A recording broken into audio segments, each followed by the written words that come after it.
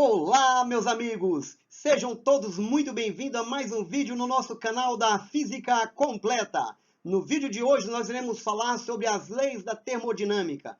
Mas antes de nós prosseguir, moçadinha, não esqueça aí de dar o seu like, de compartilhar e comentar o nosso vídeo. A sua opinião é de suma importância para nós. Então vamos lá!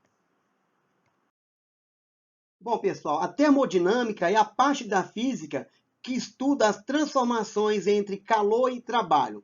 Calor e trabalho estão relacionados entre si por apresentarem a mesma modalidade de energia. Então, vamos observar as definições de calor e trabalho. Calor é uma energia térmica em trânsito entre corpos que estejam a diferente temperatura, e trabalho é a energia associada a um deslocamento devido à ação de uma força. Então, essas são as definições de calor e trabalho. Bom, então vamos observar agora o trabalho numa transformação isobárica. Lembrando da definição que isobárica, iso, vem do grego que significa igual, bárica, pressão. Ou seja, é aquela transformação em que a pressão permanece a mesma. Então, vamos imaginar o seguinte. Imagina aí um gás confinado dentro de um recipiente onde existe um êmbolo que é permitido com que ele se mova para cima ou para baixo. Mas como o peso está em cima desse êmbolo, esse gás está confinado, impedindo com que o gás movimente. Então, esse gás dentro desse êmbolo possui um volume V1 e está a uma temperatura T1, que nós chamamos de θ1. A pressão é a pressão P.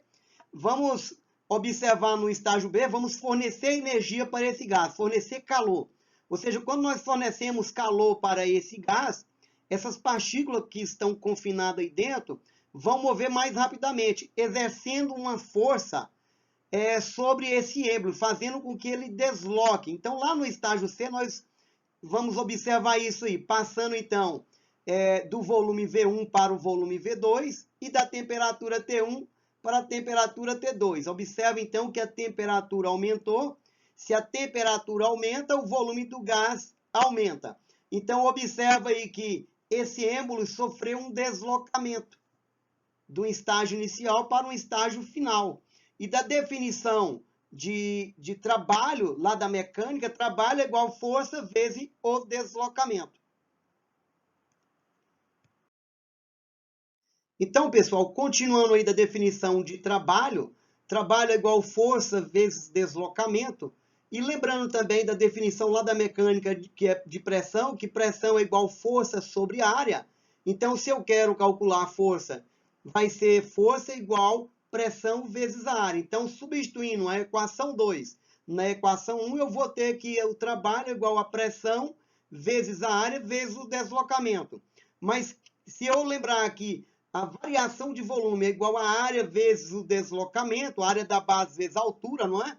Então, substituindo o ΔV lá no AD, na primeira equação aí, eu vou ter que trabalho é igual pressão vezes a variação de volume. A variação de volume, lembrando lá que é volume final menos volume inicial. Então, eu tenho uma relação aí, numa transformação isobárica, que trabalho é igual a pressão multiplicado pela variação de volume. Bom, pessoal, vamos fazer algumas observações aí. Ou seja, se o V2 for maior que V1, eu tenho que o ΔV vai ser maior que zero, logo, o trabalho é maior que zero. E de outra forma, se o volume final for menor que o volume inicial, eu tenho uma variação de volume negativo. Isso quer dizer que o trabalho é menor que zero, o trabalho negativo. O trabalho negativo é só para indicar para nós que o trabalho foi realizado sobre o gás e não pelo gás. No primeiro aí o trabalho foi realizado pelo gás, no segundo o trabalho foi realizado sobre o gás. E outra observação, se V2 for igual a V1, eu tenho que a variação de volume é igual a zero, logo também o trabalho é igual a zero. Bom, pessoal, vamos apresentar para vocês uma propriedade do diagrama de pressão em função do volume. Então, veja o diagrama aí abaixo da figura. eu tenho um gás que a pressão é mantida constante. Então, se eu fizer aí o gás passar do volume V1 para o V2, ou seja, o volume aumentou, isso quer dizer que o trabalho foi realizado pelo gás e não sobre o gás. E essa área, limitada pelo volume e pela pressão, mede numericamente igual o trabalho. Então, toda vez que você tiver um diagrama de pressão versus a volume, eu tenho aí o trabalho. É só medir a área que você consegue calcular aí o trabalho realizado pelo gás ou realizado sobre o gás. No caso aí, como ele foi da esquerda para a direita, observa a setinha vermelha indicando aí para nós, o trabalho então foi realizado pelo gás porque o volume aumentou. Se de outra forma a setinha tivesse da direita para a esquerda, ou seja, o volume estaria diminuindo, então a pressão foi realizada sobre o gás. Então que fica aí entendido esse detalhe aí, beleza? Bom, pessoal, então vamos fazer um exemplo de aplicação para que fique aí entendido o conceito do slide passado, da propriedade pressão versus volume. Então, o diagrama mostra a transformação de uma massa gasosa do estado X para o estado Y, determinar o modo de trabalho realizado sobre o gás. Então, veja aí que eu tenho, para o volume 1, a pressão exercida é 2 vezes 10 à quinta newton por metro quadrado. Quando o volume é 4 metros cúbicos, a pressão exercida sobre o gás é 6 vezes 10 à quinta newton por metro quadrado. Então, como ele está passando do estado X para o estado Y, observe a seta aí. Então, para nós medirmos o trabalho, é só calcular a área dessa figura geométrica. Lembrando da propriedade aí, que o trabalho é numericamente igual à área. Então, observa aí que essa figura geométrica é um trapézio. E para eu calcular a área de um trapézio, é só eu lembrar da propriedade matemática, que é base maior mais base menor, vezes a altura dividido por 2. Então, vamos lá aplicar esse conceito aí. A base maior, então, minha mede 6 vezes 10 à quinta, e a menor 2 vezes 10 à quinta. Somo os dois e divido aí por 2. E depois multiplico por 3. Fazendo essa continha aí, você vai encontrar que o trabalho foi de menos 1,2 vezes 10 à sexta joule. Bom, às vezes você pode estar perguntando, professor, existe trabalho negativo? Não, Picando Gafanhoto, não existe trabalho negativo. O trabalho negativo que apareceu aí, a energia negativa, só foi para informar para nós que o trabalho foi realizado sobre o gás e não pelo gás. Se o trabalho fosse realizado pelo gás, seria um trabalho positivo.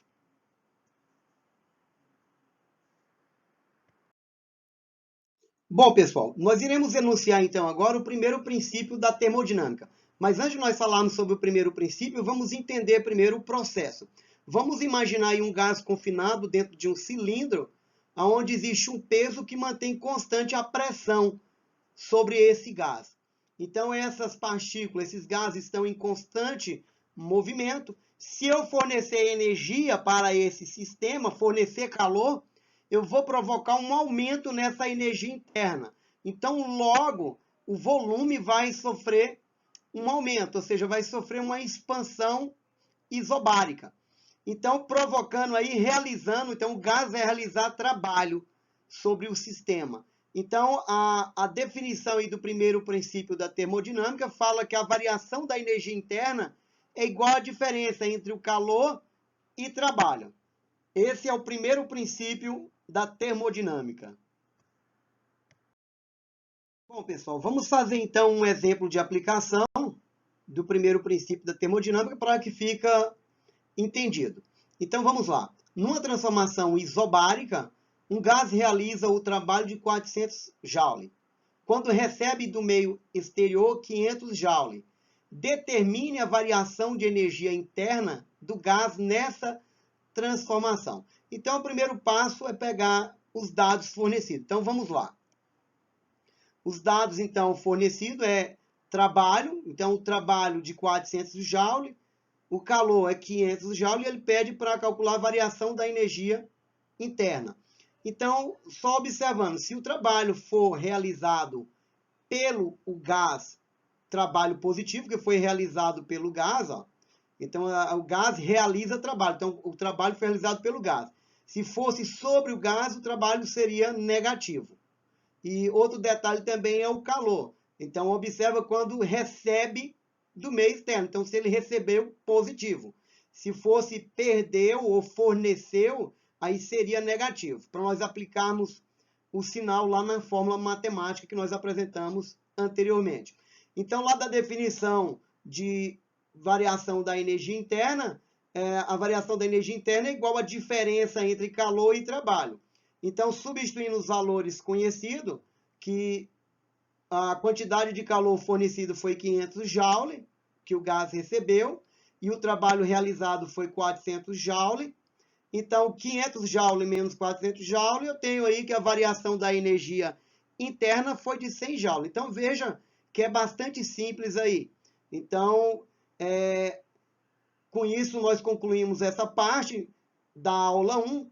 Então, espero aí ter contribuído para o conhecimento de vocês.